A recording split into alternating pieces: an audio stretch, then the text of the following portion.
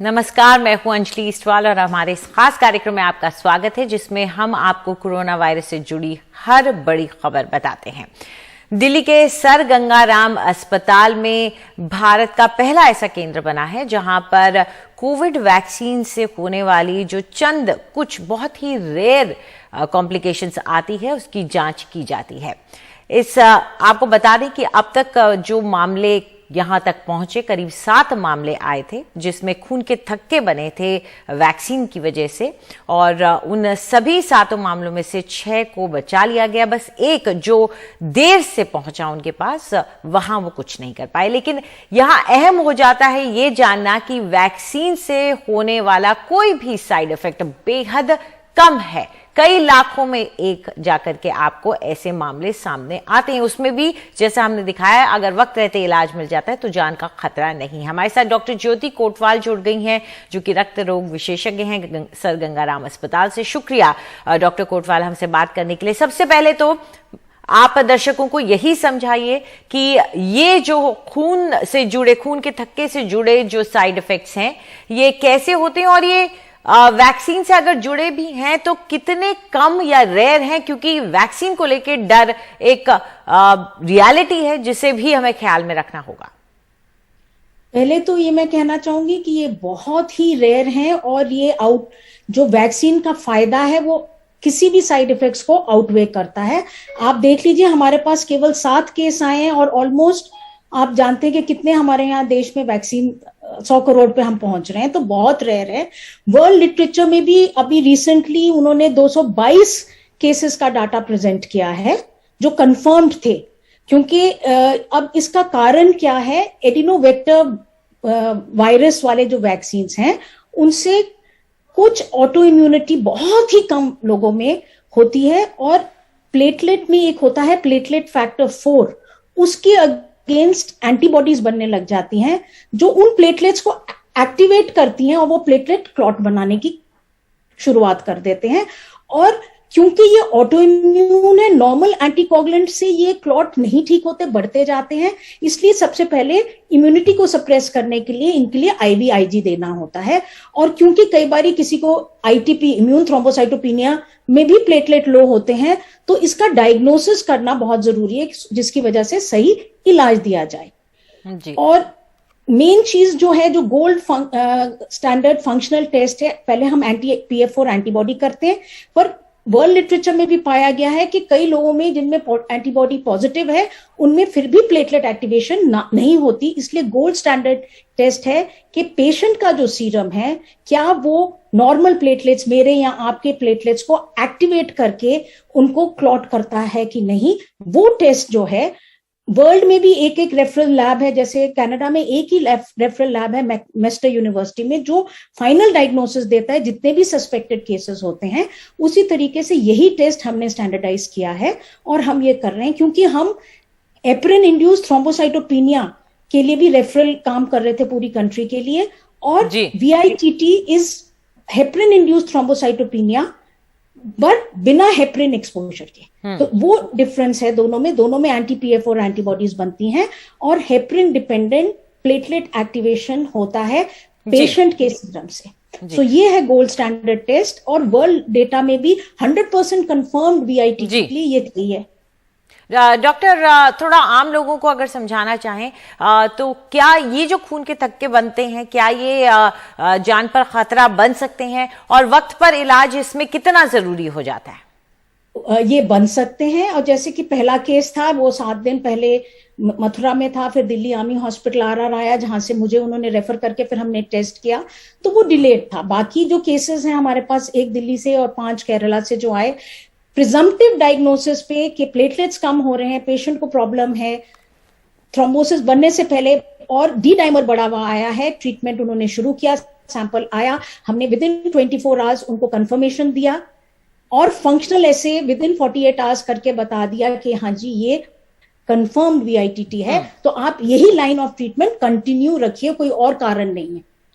और उस line of treatment में इम्यूनोसप्रेशन करने के बाद एंटीकोगुलेंट देना पड़ता है एटलीस्ट फॉर जब तक डी डाइमर नॉर्मल ना हो, नहीं तो बाद में भी उनको क्लॉट बन सकता है। तो ये इंपॉर्टेंट है डायग्नोज करना। और वर्ल्ड लिटरेचर में जहां पर 222 केसेस अभी रिसेंटली उन्होंने अगस्त में रिपोर्ट किए हैं, बिकॉज ऑफ अर्ली अवेयरनेस कि हमें ये पता है कि ये हो सकता है, और उसका अर्ली डायग्नोसिस और ट्रीटमेंट करने से उन्होंने 22% मोर्टेलिटी ही रिपोर्ट की है। जी, बहुत अहम हो जाता है ये कि अगर आप टीका ले रहे हैं तो अपने ऊपर एक नजर भी रखें। आपको आधे घंटे के लिए तो रखा जाता है, लेकिन आप खुद भी अपने अंदर कोई सिम्टम्स नजर आ रहे हैं तो डॉक्टर के पास जरूर जाएं, वक्त रहते जरूर जाएं। शुक्रिया डॉक्टर, आप हमारे साथ जुड़ी इसके लिए। लेकिन ये भी अहम है आपका जानना कि ये बहुत ही रेयर है, बहुत ही कम होता है कि किसी को वैक्सीन से कोई असर हो। फिलहाल एक छोटा सा ब्रेक ले रहे हैं। ब्रेक के बाद चर्चा करेंगे कि कैसे मुंबई में और महाराष्ट्र में अब ढील बढ़ती जा रही है जैसे जैसे कोरोना के मामले कम हो रहे हैं।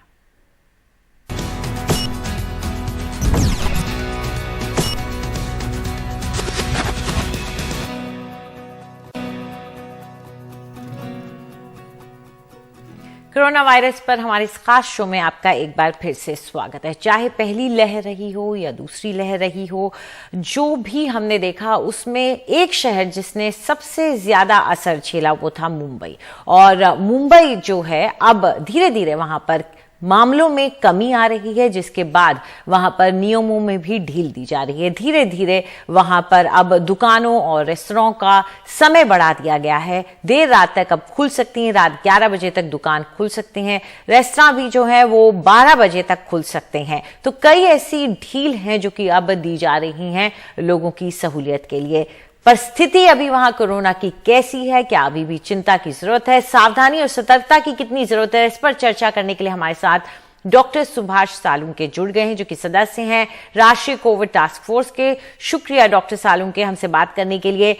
मुंबई और महाराष्ट्र, मुंबई खास तौर पर जो स्थिति वहां रही थी उसके बाद आज आप कैसे आंकते हैं कोरोना वायरस की स्थिति को मुंबई में? मुझे लगता है कि आपने सही कहा कि जिस शहर ने बहुत ही इस समस्या का जिसे ब्रेवली कहते हैं उसको सामना किया, वो था मुंबई। वैसे पूरे भारतवर्ष में हर एक शहर ने अपने अपने तरफ से जितनी कोशिश करनी चाहिए उतनी की है, लेकिन मुंबई पर्टिकुलरली क्योंकि जैसे धारावी शरीकी वहाँ की जो एक कंजेस्टेड लोकेलिटी है जिसे हम स्लम्स कहते हैं वो हैं, और उसमें बहुत ही प्रॉब्लम शुरू में थे। लेकिन आज की स्थिति में और ये गणपति जी का महोत्सव के बाद की स्थिति जो दिखती है उसमें हमें बहुत ही अच्छा लगता है। पॉजिटिविटी जो है वो अभी कम हो गई है, टोटल केसेस कम है, और सबसे इम्पोर्टेंट है कि डेथ जो है वो कल 0 तक पहुंच गए, कि बहुत ही है ना एक खुशी जिसे कहते हैं, सेटिस्फैक्शन जिसे कहते हैं, हमें लगता है। लेकिन और महाराष्ट्र में भी अगर आप देखेंगे एग्जैक्टली फरवरी मंथ में जब मैं गया था अमरावती अकोला उस एरिया में, वहां क्या भयावह स्थिति थी। पूरे के पूरे लोकेलिटी में केसेस ही केसेस थे, पूरी फैमिलीज अफेक्टेड थे। आज पूरे विदर्भ में और मराठवाड़ा में आपको 10 से भी कम केसेस दिखते हैं, कहीं कहीं तो कई जिले में 0 केसेस है, 0 डेथ्स है, एक्सेप्टिंग जैसे वेस्टर्न महाराष्ट्र के कुछ डिस्ट्रिक्ट से पूना है, नगर है, ये सब कुछ जिले छोड़ के परिस्थिति बहुत ही एक जैसे कहते हैं कि जैसे मैंने कहा एक सेटिस्फैक्शन है कि टोटल कंट्रोल में आया है। लेकिन आज भी हमें मुंबई से महाराष्ट्र पूरे हिंदुस्तान में ये समझ में रखना है कि आज भी वायरस सर्कुलेशन हो रहा है। बिल्कुल 90% ऑफ आवर केसेस, हमारे हिंदुस्तान में जितने 90% केसेस वो डेल्टा वेरिएंट्स के हैं, और उसका जो सब वेरिएंट है AY1 उसके भी हो रहे हैं। तो इसका अर्थ ये होता है कि म्यूटेशन के चांसेस, वेरिएंट नया आने के चांसेस बिल्कुल 0 नहीं हुए हैं। प्लीज नोट, आज भी हमें ये हमारे समझ में ये आना चाहिए, हमारे दिमाग में ये रखना चाहिए कि वायरस गया नहीं है, वायरस इतने जल्दी जाने वाला नहीं है। बिल्कुल हमारे पास हर्ड इम्यूनिटी अच्छी बन गई है, 85-90% लोगों में एंटीबॉडीज हैं। इसका अर्थ ये नहीं है कि हम लोग मास्क को बाजू रखेंगे या बिल्कुल, हमारी लापरवाही जो कोविड बिल्कुल नहीं करनी है। लेकिन डॉक्टर सालुम के वक्त का मैं एक सवाल और आपसे जानना चाह रही थी वैक्सीनेशन के बारे में। मुंबई में या महाराष्ट्र में ही अगर बात कर ले तो वैक्सीनेशन का कैसा जो अभियान चल रहा है उसमें कैसी प्रोग्रेस है? बहुत ही अच्छी प्रोग्रेस हो गई है गवर्नमेंट ऑफ महाराष्ट्र में, और लोगों ने और पूरी जो स्वास्थ्य कर्मी है, हमारे हेल्थ सिस्टम जो है, और लोगों के साथ में देखिए ना, आज कम से कम 45-50% 2 डोसेस तक हम पहुंच रहे हैं। सिंगल डोज का तो करीबन 9 करोड़ लोगों के पास पहुंच गए हैं।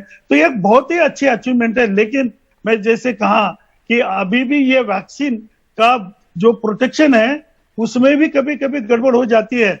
2 डोसेस लेने के बाद में ब्रेक थ्रू इन्फेक्शन होता है, ऐसा नहीं है कि 100% गारंटी है। तो ये रिस्क जो है वो लोगों ने समझ में अपने दिमाग में रखना चाहिए कि 2 डोज लेने के बाद में भी इन्फेक्शन हो सकता है। बिल्कुल, इसलिए कोविड अप्रोप्रिएट बिहेवियर, मास्क का जो है वापर, और जहां जरूरी नहीं वहां अभी भी मत जाइए। रेस्टोरेंट में जाइए, अभी नहीं ऐसा नहीं है, लेकिन फिर भी जो प्रिकॉशंस है उसको छोड़ो मत। कम से कम अगले मार्च तक, कमिंग मार्च तक, उसके बाद में जैसे नई दवाई आ रही है, वैक्सीन नहीं आ रहे हैं, उसके बाद में हम लोगों को सुकून मिलेगा। अभी नहीं, अभी भी हम लोग डेंजर जोन में हैं। ये कृपया ख्याल में रखे, we are not out of the woods, we are not out of the danger zone. ये हमें समझ में रखना चाहिए। जी, शुक्रिया डॉक्टर सालुम के, आप हमारे साथ जुड़े, मुंबई से हाल बताया वहां का। तो अहम हो जाता है, जैसा कि डॉक्टर सालुम के कह रहे हैं, पहला तो कि आप अपना वैक्सीनेशन के दोनों डोज जरूर लें, और दोनों डोज लगने के बाद भी आपको मास्क जरूर लगाना है, क्योंकि यही तरीका है जिससे हम इस वायरस को फैलने से रोक सकते हैं। फिलहाल हमारे इस कार्यक्रम में इतना ही। नमस्कार।